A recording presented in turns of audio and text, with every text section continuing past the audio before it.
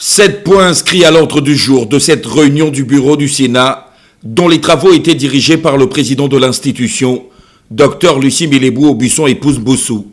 Entre autres sujets évoqués, l'état des décisions et recommandations de la précédente réunion, les affaires à soumettre à l'examen du bureau et les communications du président du Sénat.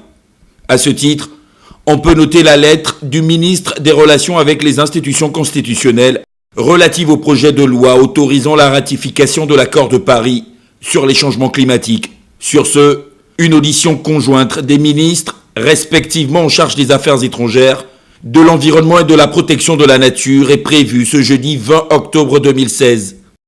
En deuxième heure, la conférence des présidents, en présence du ministre d'État Francis Keya dans le département ministériel, est chargé des relations avec les institutions constitutionnelles et du dialogue politique. L'échange conduit par la présidente de la Haute Chambre du Parlement s'est appesanti sur les différents textes législatifs ponctuant l'ordre du jour.